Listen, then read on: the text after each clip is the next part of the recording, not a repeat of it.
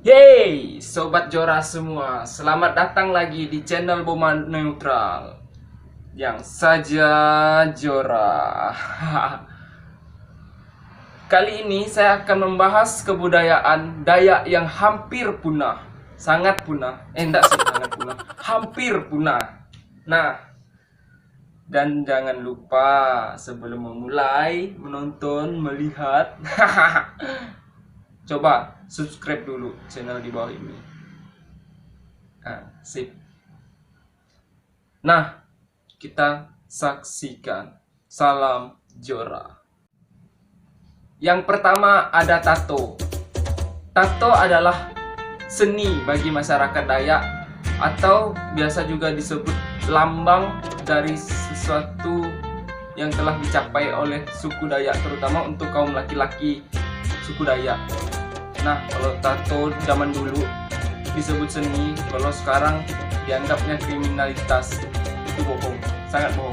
Bagi masyarakat Dayak, terutama Dayak Iban atau Dayak yang lainnya lah yang mempunyai tato, itu dilambangkan sebagai seni atau suatu lambang yang sangat mencerminkan apa tentang misalnya dia pernah merantau, dia berkarya, dilambangkan dengan tato. Nah, sedikit cuplikan dari saya, mari saksikan. Siapa di sini yang tidak mengenal tato?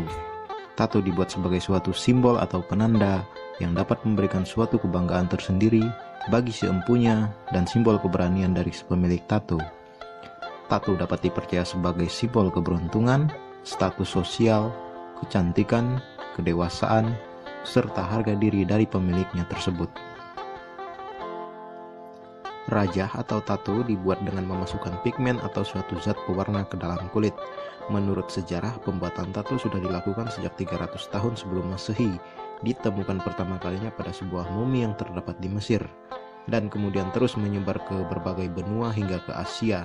Salah satunya ada di Indonesia, di tanah Borneo, terutama suku Dayak, Kalimantan. Nah, itu sedikit tadi cerita tentang tato atau video tentang tato. Jadi sekarang tato hampir punah karena kalau misalnya tato yang sangat tradisional itu kan mungkin cara pembuatannya dengan cara hand tapping atau diketok. Jadi mungkin ada beberapa anak dari suku Dayak yang mungkin malu bertato di sekujur tubuh dengan tradisional. Kalau menurut saya sih itu sangat bagus daripada yang tato-tatoannya tuh hanya pakai mesin rakitan. Jadi buat anak-anak Dayak jangan malu lah kalau misalnya bertato dengan budaya atau ciri khasnya dari daerahnya masing-masing. Nah, mantap kan? Yang kedua ada seni tari. Seni tari juga mantap kalau di Kalimantan Barat, terutama untuk masyarakat Dayak yang wanita. Ini adalah salah satu seni yang menurut saya paling sekarang hampir punah karena di deretan wanita-wanita sekarang udah jarang yang namanya menari.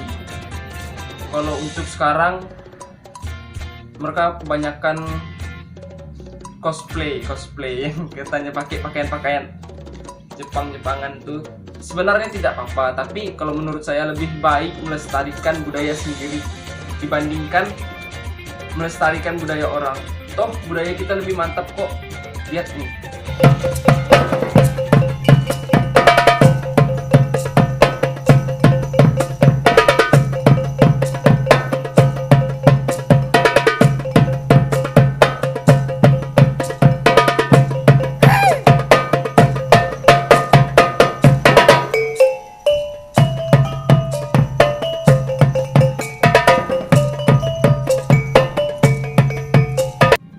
Nah, itu dia tadi sedikit cuplikan dari saya. Kalau menurut saya, kita sebagai masyarakat Dayak atau perempuan Dayak yang hobinya menari, sebaiknya kalian pelajari dan tari. Karena seni tari ini bisa juga membawa kita ke luar negeri. jangan malu, jangan ragu, intinya fokus. Nah, kalau kalian suka dengan seni tari, coba kalian cari sanggar-sanggar yang masih menyediakan pelatihan tari atau gimana. Nah, itu dia. Mungkin karena sekarang kurangnya tadi wadah untuk menyimpan bakat yang dari wanita tadi yang ingin nari kan, nari. Itu salah satu penyebab mungkin seni tari ini hampir punah menurut saya. Jadi semoga berikutnya banyak sanggar atau wadah untuk menyediakan para penggiat tari atau wanita yang ingin menari bisa menari dengan semantap mungkin. Main iman di atas atap, mantap. Nah, yang ketiga ada permainan daerah. Permainan daerah Kalimantan Barat atau suku Dayak itu banyak sekali sebenarnya. Tapi sekarang saya rasa sudah punah karena banyak sekali permainan yang sudah dilupakan, semacam permainan keong, bambu, banyaklah sebagainya. Karena sekarang udah dipengaruhi oleh teknologi, jadi mungkin kebanyakan dari anak-anak Dayak yang sekarang nih telah melupakan budayanya bermain dengan tradisional. Sedih. Mungkin dalam video ini saya sedikit membuka pengetahuan kalian tentang ini budaya saya yang hampir hilang. Ini. Semoga ada kawan-kawan di sini yang menonton tergerak hatinya untuk membuat event atau apalah segala macamnya tentang permainan daerah, musik daerah dan sebagainya. Nah, sedikit cuplikan permainan daerah dari saya.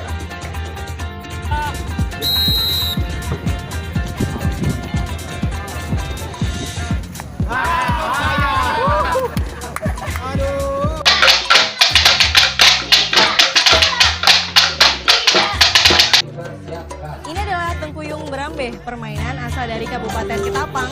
Permainan ini menggunakan tengkuyung atau keong sungai dan juga penyangga yang dulunya sebenarnya terbuat dari kayu dan ukiran motif Dayak. Nah, itu sedikit cuplikan dari saya. Mungkin suatu saat saya bisa mencoba atau mencari orang-orang zaman dahulu yang masih memainkan permainan ini, dan saya akan coba review alat-alat yang dimainkan. Semoga aja bisa, semoga aja. Oke, lanjut ya.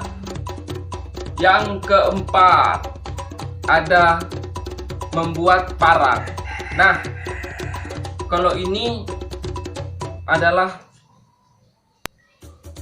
semacamnya kayak kita membuat, orang tua yang biasa membuat parang atau biasa di tempat kami sebutnya nodat, itu adalah tradisi dari suku Dayak asli. Karena saya bilang ini bisa dibilang tradisi dari suku Dayak asli karena alat perang dari suku Dayak itu adalah mandau, otomatis dibuat semacam jenis parang. Makanya saya bisa bilang ini budaya Dayak yang sekarang udah hampir punah karena adanya modernisasi. Mungkin dari perkembangan ini jadi tradisi yang terdahulu, yaitu membuat parang dengan cara tradisional, itu punah. Nah, sedikit cuplikan dari saya tentang membuat parang. Proses pembuatan alat pertanian atau senjata tajam berupa mandau, parang ataupun pisau disebut dengan metepeh. Tahap-tahap pembuatan mandau sendiri diantaranya dengan ditempa. Tempa adalah proses menempa atau pembentukan besi secara kasar.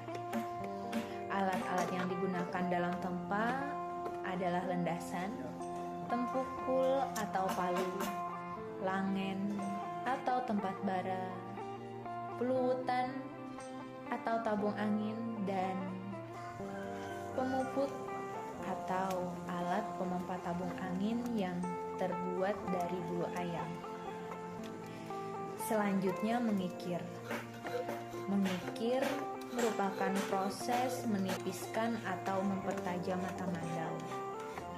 Alat yang digunakan dalam mengikir adalah tukai. Nah, itu sedikit tadi membuat parang dengan tradisional. Kalau sekarang cara membuat parang itu mereka menggunakan alat-alat modern seperti mesin, gerinda gitu, semacam gerinda ya. Kalau dulu kan pakai kikir, masih pokoknya tradisional benar. Jadi sekarang udah hampir punah. Mungkin suatu saat saya akan mencari lokasi di mana pembuatan parang secara tradisional yang masih ada di Kabupaten Sanggau atau di Kalimantan Barat. Doakan ya, semoga channel ini berkembang, maju, banyak subscribernya, jam tayangnya sampai. Makanya jangan lupa subscribe di channel Boma Neutral biar kita sama-sama tahu dan kita sama-sama belajar di sini, oke? Sip. Yang kelima ada seni musik atau musik tradisional Dayak. Mungkin sekarang musik Dayak banyak, musik khas Kalimantan itu banyak, tapi udah dicampur atau dikolaborasikan dengan alat musik yang modern semacam drum segala macam. Dan di kali ini saya akan membahas yang tradisionalnya mungkin udah punah, dan mungkin dari kawan-kawan semua ada yang berbakat menyanyi bisa mencoba, untuk siapa tahu kan, karena zaman sekarang tidak ada yang tidak mungkin mengangkat budaya itu lebih top, benar tak? Sip, kita saksikan sedikit cuplikan musik tradisional.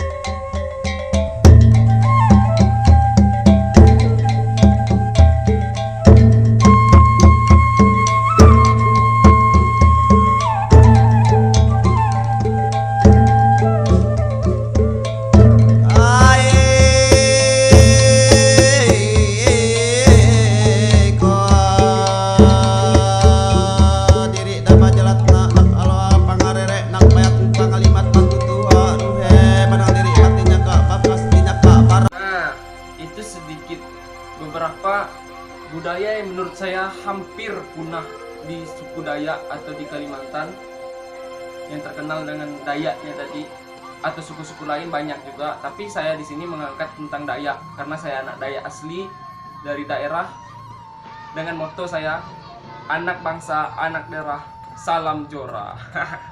Nah, di sini saya sedikit mungkin menyampaikan pemikiran dari saya gini. Untuk apa malu melestarikan budaya sendiri? Contohnya tato, seni musik, seni apalah pokoknya yang tadi saya jelaskan. Buat apa malu? Toh banyak kok penari yang sampai ke luar negeri, pemain musik daerah yang sampai ke luar negeri, penato Dayak asli membawanya sampai ke luar negeri, banyak. Jadi buat apa kita malu sebagai anak daerah? Kalau misalnya budaya kita sendiri bisa kita angkat sampai ke luar negeri, bisa kita keluarkan. Nah, kita sebagai anak daerah harus bangga punya budaya sendiri. Bisa kalian kayak misalnya kayak tadi tuh yang saya bilang, bisa kalian ikut cosplay. Coba kalian gabungkan kostum kalian tuh dengan etnik, dengan kostum daerah. Misalnya Naruto-nya ikat kepalanya itu pakai batik, wah kan keren. Di sini itu kasih lambang Naruto, siripnya batik, kan keren. Pakai manik-manik kan, jadi kayak ada kulturnya gitu. Budaya. Nah, pesan terakhir juga, jangan malu jadi anak daerah. Intinya itu, jangan malu jadi anak daerah, terus berkarya, terus maju. Yang punya bakat, ayo kembangkan bakatnya. Jadi ingat, tetap bantu saya untuk membangun channel ini dengan cara subscribe channel Wawan Netral, like, komen, dan subscribe. Sip. Terima kasih telah menonton. Yang terakhir kami ingatkan, tetap di channel Wawan Netral, yaitu salam